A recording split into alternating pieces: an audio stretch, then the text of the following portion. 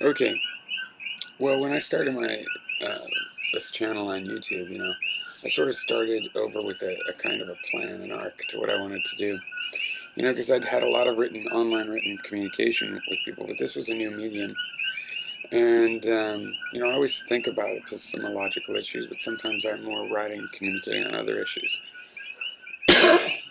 So I had done political blogging and then podcasting, gotten burnt out on that.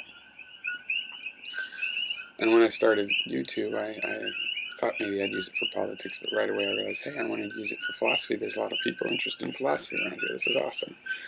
Because often the other communications, like I'm always philosophical, but this is a tag for a pool where I just went this weekend. Um, but anyway, I noticed people have been that there's some interest in the subject of enlightenment.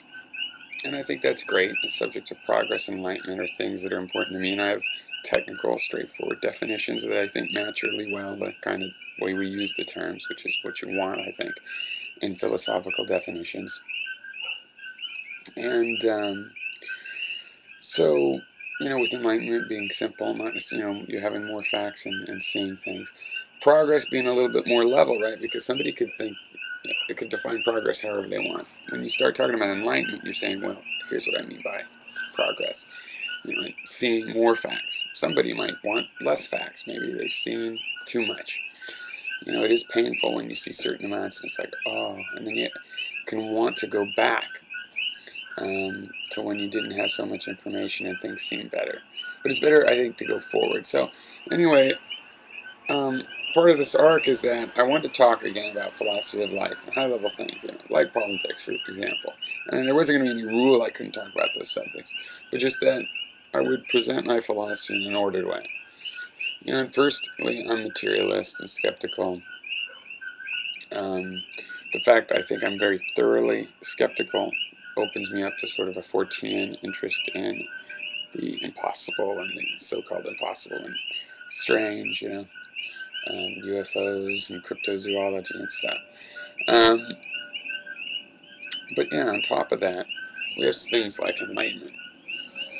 I think, we enlightenment is a kind of progress where we get more information, more facts about what's going on. We make more well-informed decisions, and that defines progress in the process of enlightenment. Okay.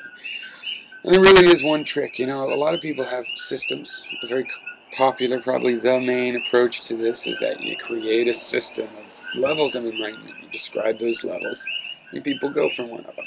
They recognize themselves at one level, and maybe they go just to stay at that level and not drop or to get better or whatever. Needless to say, I'm not into that. I think it's very simple enlightenment. Okay, there's one rule that will achieve enlightenment, and that is honesty. Now, honesty is tricky because self-honesty part especially, it's trickier than you think. So the first step for most people is just wanting to be honest in the first place. That part's easy. I don't know why people take so long for them. I think people get in these mental traps. But, dishonesty is a survival skill. So I think there's strong tendency in animals to go ahead and try dishonesty. Some animals evolve almost with camouflage, you might call it dishonesty. But at that point, it's like, well, no, that's just a survival skill. So it's justifiable in that sense, but it's slowing you down your enlightenment, because when you're dishonest, you cloud the facts. You cannot see clearly through to the real facts. You bring up false facts that have to be remembered, and these things it's hard to juggle, and you just expend energy in a direction that does not increase the light in all the things that are in your environment mentally.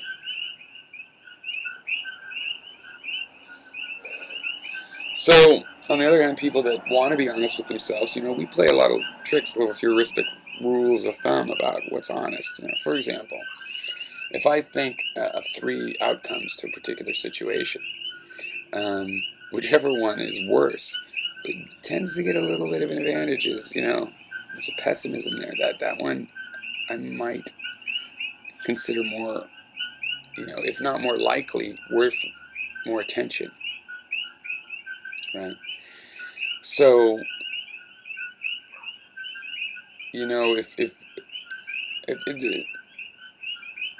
you know, it's not that you see all the facts that you definitely know what the answer right and wrong is. You're just more well informed. That's why people that have some wisdom and enlightenment will tend to be humble about it, because they know, well, it's not a godsend. I see what's happening often. You see what's going wrong, and you can't do anything about it.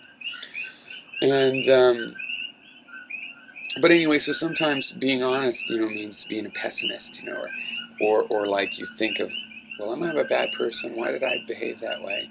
And you think of 3 ways, and you know, if you really like to be a good person, you know, you might be kind of harder on yourself. Just like a person that is a narcissistic will be really easy and take the best interpretation. You know, and what passes for honesty among people that want to be, you know, the narcissist isn't even concerned with being honest. He's concerned with puffing himself up.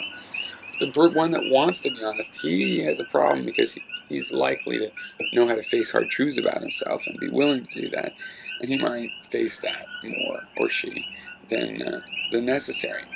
You know, so we play these tricks, and it's not necessarily easy to be honest with ourselves, because sometimes we honestly have to say what we don't know, and but that's more important than being right. You know, finding out what you really believe, making sure that what you really believe hooks with your behavior, and if it doesn't, trying to understand what your behavior really represents, you know, what belief your behavior actually represents.